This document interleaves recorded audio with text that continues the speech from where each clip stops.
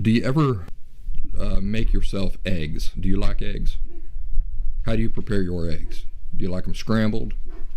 Do you like them over easy? Do you like them sunny side up? Well, I like my eggs either sunny side up or over easy.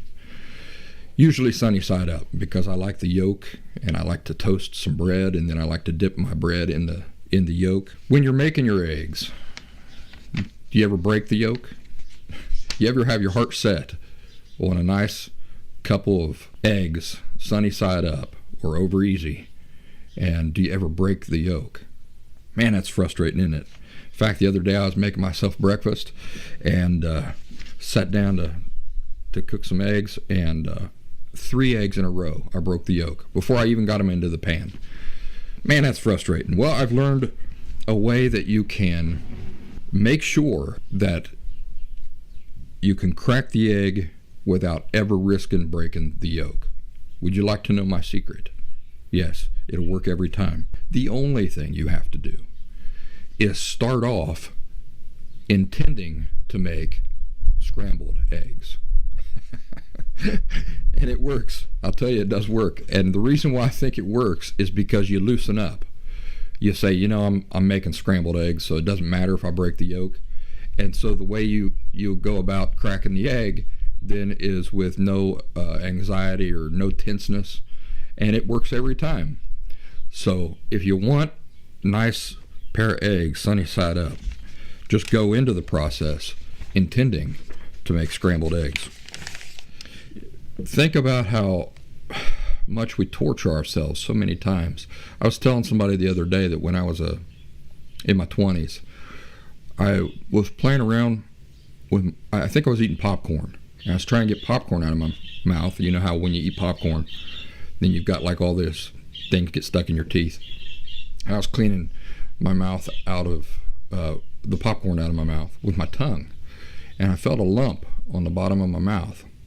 I thought, what is that? And once I focused on that lump, I could not stop thinking about it. Of course, I had borderline personality disorder back in, had my, I was living with an emotional disorder and had not yet sorted out a lot of my emotional issues. But my tongue settled on that, and I just couldn't stop touching it with my tongue. And couldn't stop thinking about it, and a couple weeks went by. I kept putting my tongue down there and feeling that lump. And I had convinced myself that I had this tumor in my mouth. Big cancerous tumor in my mouth. It was a rock hard lump. And finally I said something to somebody. I remember, I think I said it to my mother.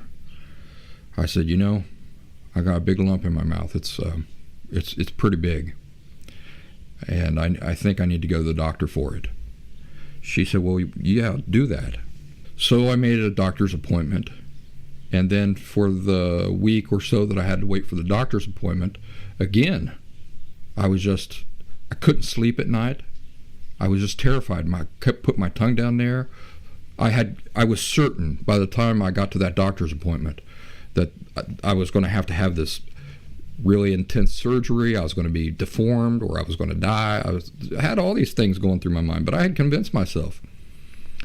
Got to the doctor. He takes a look at it and he goes, yeah, everybody's got that.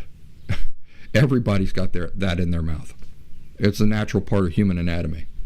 So if you feel down at the bottom, like the bottom palate of your mouth, you've got 2 bumps underneath where your tongue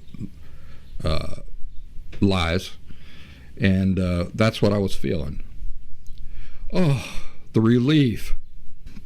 I don't have a great, huge outline developed around this or anything, but you can take this real life story and analyze it and learn things about yourself.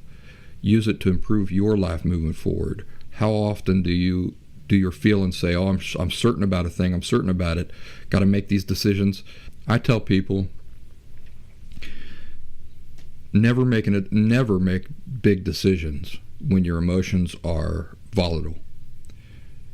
I don't care how long it takes. Don't do it.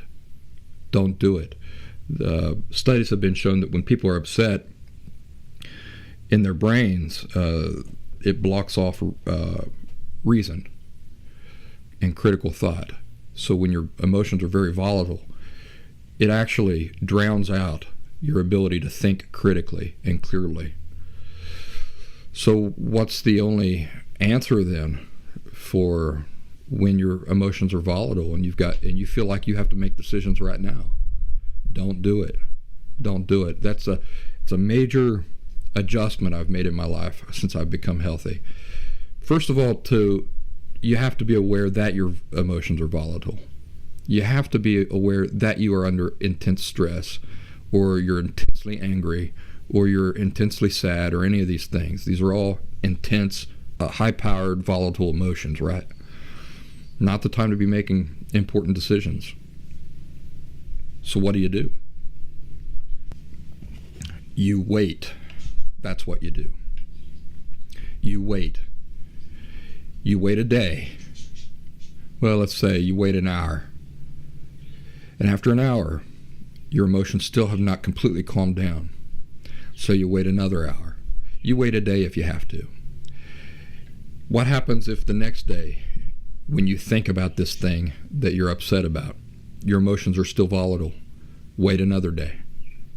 I don't care if it takes a whole month. You don't make big decisions while your emotions are volatile.